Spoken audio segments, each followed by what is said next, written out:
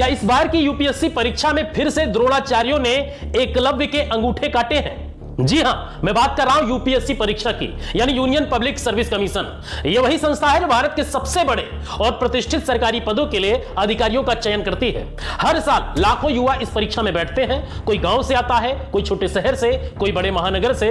सबके सपने एक जैसे होते हैं, आईएएस, आईपीएस या आईएफएस बनकर देश की सेवा करना। लेकिन हर साल लाखों उम्मीदवारों में से केवल कुछ 100 लोग ही चयनित हो पाते हैं। यही वजह है कि यूपीएससी को भारत की सबसे कठिन और सबसे प्रतिष्ठित परीक्षा माना जाता है। लेकिन अब इसी परीक्षा की एक प्रक्रिया यानी इंटरव्यू को लेकर एक बार फिर बड़ा विवाद खड़ा हो गया है। सवाल यह है कि क्या सच में एससी, एसटी और ओबीसी वर्ग से आने वाले उम्मीदवारों को इंटरव्यू में कम अंक दिए जाते हैं, यानी एकलव्य का अंगूठा फिर से द्रोणाचार्यों के द्वारा इंटरव्यू में काटा जाता है? यह सवाल आज का नहीं है, कई सालों से सोशल मीडिया और छात्र संगठनों के बीच यह चर्चा चलती रही है। लेकिन 6 मार्च को जब यूपीएससी का नया रिजल्ट घोषित हुआ तो यह बहस फिर से तेज हो गई। सोशल मीडिया पर कई पोस्ट वायरल होने लगी जिनमें दावा किया गया कि लिखित परीक्षा में अच्छा प्रदर्शन करने वाले कुछ एससी, एसटी और ओबीसी उम्मीदवारों को इंटरव्यू में बहुत कम अंक दिए गए। वहीं कुछ सामान्य वर्ग के उम्मीदवारों को इंटरव्यू में बहुत ज्यादा अंक दिए गए, जबकि लिखित परीक्षा में उनके अंक कम थे और इंटरव्यू में ज्यादा, और जबकि दूसरे के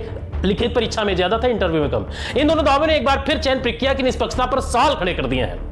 मामला इतना बढ़ता गया कि यह मुद्दा संसद तक पहुंच गया। दक्षिण भारत की पार्टी द्रविड़ा मुनेत्रा कगाजम के सांसद दयानिधि मारान ने सरकार से सीधे सवाल पूछे। उन्होंने पूछा कि क्या यूपीएससी की परीक्षाओं में ऐसा होता है कि आरक्षित वर्ग यानी एससी, एसटी और ओबीसी उम्मीदवार अगर लिखित परीक्षा में सामान्य वर्ग के बराबर अंक भी ले आए तो उन्हें इंटरव्यू में कम अंक दिए जाते हैं, जिससे उनकी अंतिम रैंक नीचे चली जाती है? यानी दूसरा सवाल उन्होंने यह उठाया कि क्या सरकार इंटरव्यू प्रक्रिया में ज्यादा पारदर्शिता लाने के लिए कोई योजना बना रही है? और तीसरा सवाल यह था कि अगर सरकार ऐसी कोई योजना नहीं बना रही है तो उसके पीछे क्या कारण है? सरकार ने संसद में दिए जवाब में कहा कि यूपीएससी की चयन प्रक्रिया पूरी तरह निष्पक्ष है। सरकार के अनुसार इंटरव्यू में किसी भी तरह का जातिगत या सामाजिक भेदभाव संभव ही नहीं है। लेकिन सरकार के जवाब के बावजूद सोशल मीडिया पर बहस थमने का नाम नहीं ले रही है। कई लोग ऐसे उदाहरण साझा कर रहे हैं जिन्हें देखकर सवाल उठ रहा है कि क्या वाकई इंटरव्यू में सबके साथ बराबरी का व्यवहार होता है? ये जो स्क्रीनशॉट मैं आपको दिखा रहा हूं, इसको देखिए और आप खुद तय कीजिए। उदाहरण के तौर पर एक मामला काफी वायरल हो रहा है। अनुसूचित जनजाति वर्ग से आने वाले एक उम्मीदवार लिखित परीक्षा में 766 अंक हासिल किए, लेकिन इंटरव्यू में उन्हें केवल 112 अंक दिए गए। वहीं दूसरी तरफ सामान्य वर्ग से आने वाले एक उम्मीदवार नाजुक कुमार शर्मा ने लिखित परीक्षा में 732 अंक हासिल किए, लेकिन इंटरव्यू में उन्हें 209 अंक मिले। यानी लिखित परीक्षा में कम अंक होने के बावजूद इंटरव्यू में ज्यादा अंक मिलने के कारण अंतिम परिणाम यानी टोटल जो है वो बदल गया। ये सिर्फ एक उदाहरण नहीं है, सोशल मीडिया पर ऐसे कई आंकड़े साझा किए जा रहे हैं जिनमें दावा किया गया है कि कई एससी, एसटी, ओबीसी उम्मीदवारों ने लिखित परीक्षा में 700 से अधिक अंक हासिल किए, लेकिन इंटरव्यू में उन्हें 200 से ऊपर अंक दिए ही नहीं गए। यहीं से विवाद की असली जड़ शुरू होती है। यूपीएससी की परीक्षा 3 चरणों में होती है, प्रीलिम्स, मेंस और इंटरव्यू।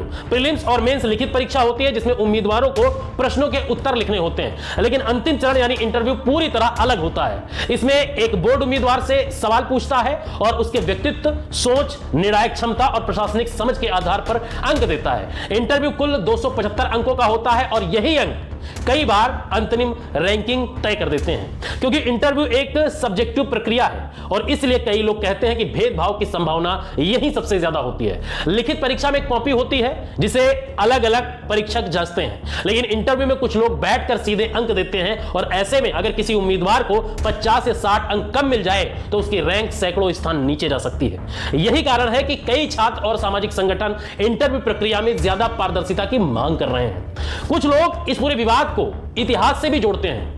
वे कहते हैं कि भारत के सामाजिक ढांचे में लंबे समय से भेदभाव की प्रक्रिया रही है और उसका असर कई संस्थाओं में दिखता भी है और देखने को भी मिलता है समय समय पर। कुछ लोग महाभारत की एकलव्य और द्रोणाचार्य की कहानी का उदाहरण देते हुए कहते हैं कि आज भी कई प्रतिभाशाली युवाओं का अंगूठा किसी न किसी रूप में काट दिया जाता है। हालांकि तुलना प्रतीकात्मक है और इसका कोई सीधा प्रमाण नहीं है, लेकिन यह बताता है कि समाज के एक हिस्से में कितनी गहरी शंका मौजूद है। दूसरी तरफ कई पूर्व आईएएस अधिकारी और विशेषज्ञ इन आरोपों को गलत बताते हैं। उनका कहना है कि इंटरव्यू सिर्फ ज्ञान का परीक्षण नहीं होता, इसमें उम्मीदवार की सोच, व्यवहार, प्रशासनिक समझ और नेतृत्व क्षमता को भी परखा जाता है। कई बार ऐसा भी होता है कि कोई उम्मीदवार लिखित परीक्षा में बहुत अच्छा करता है, लेकिन इंटरव्यू में उसका प्रदर्शन कमजोर हो जाता है। इसीलिए सिर्फ अंक देखकर यह तय करना सही नहीं होगा कि भेदभाव हुआ है या नहीं।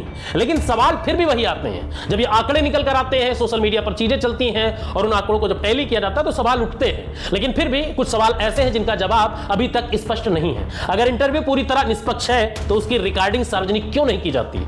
अगर ये चीजें सही है तो इनको सार्वजनिक करना चाहिए रिकॉर्डिंग। अगर चयन प्रक्रिया पूरी तरह पारदर्शी है तो इंटरव्यू बोर्ड द्वारा दिए गए अंकों का विस्तृत विश्लेषण सार्वजनिक क्यों नहीं किया जाता? अगर कोई भेदभाव नहीं है तो इंटरव्यू बोर्ड की संरचना और मार्किंग प्रणाली को और अधिक खुला क्यों नहीं बनाया जाता? किसी बच्चे का आप इंटरव्यू लेते हैं तो उसको सार्वजनिक करना चाहिए, उससे और बच्चों को देखकर उनके अंदर प्रतिभा निकलेगी। कई विशेषज्ञ सुझाव देते हैं कि इंटरव्यू की वीडियो रिकॉर्डिंग अनिवार्य की जानी चाहिए। कुछ लोग कहते हैं कि इंटरव्यू के बाद उम्मीदवारों को विस्तृत फीडबैक दिया जाना चाहिए ताकि उन्हें पता चल सके कि उन्हें कम या ज्यादा अंक क्यों मिले। कुछ लोग यह भी सुझाव देते हैं कि इंटरव्यू बोर्ड में सामाजिक विविधता सुनिश्चित की जानी चाहिए ताकि हर वर्ग का प्रतिनिधित्व हो सके। असल में यह विवाद सिर्फ एक परीक्षा तक सीमित नहीं है, यह भरोसे का सवाल है। यूपीएससी भारत की सबसे महत्वपूर्ण संस्थाओं में एक है, मगर देश के युवाओं को यह लगे कि चयन प्रक्रिया पूरी तरह निष्पक्ष नहीं है तो यह लोकतंत्र के लिए बहुत गंभीर स्थिति हो सकती है। कोई भी काम अगर किसी समुदाय को, किसी वर्ग को लगता है गलत है तो उस पर सोचना चाहिए। इसलिए जरूरी है कि सिर्फ यह कह देना काफी नहीं है कि सब कुछ निष्पक्ष है। लोगों का भरोसा जीतने के लिए पारदर्शिता को और मजबूत करना भी उतना ही जरूरी है। अगर सच में कोई भेदभाव नहीं है तो पारदर्शिता से डरने की जरूरत भी नहीं है, बल्कि जितनी ज्यादा पारदर्शिता होगी उतना ही ज्यादा विश्वास पैदा होगा। और अगर कहीं थोड़ी सी भी खामी है तो उसे सुधारना भी उतना ही जरूरी है, क्योंकि आखिरकार यह सिर्फ एक परीक्षा का मामला नहीं है, यह उस व्यवस्था का मामला है जो देश के प्रशासनिक ढांचे को तय करती है। फिलहाल इस वीडियो में इतना ही, लेकिन यूपीएससी के रिजल्ट को देखकर आपको क्या लगता है? जो सोशल मीडिया पर तमाम सारे दावे किए जा रहे हैं, क्या सच में यहां पर निष्पक्ष पारदर्शिता होती है या फिर भेदभाव यहां पर भी होता है इंटरव्यू के दौरान? अपनी राय जरूर दीजिए और वीडियो को ज्यादा से ज्यादा शेयर कीजिए ताकि लोगों को पता चल सके कि आखिर यूपीएससी का रिजल्ट अभी आया है और युवा जिस तरीके से सोशल मीडिया पर चीजें चल रही हैं उनके बारे में लोगों को पता चल सके, जान सके, अपने हक अधिकारों के लिए लड़ सके। तब तक के लिए जय हिंद, जय भारत।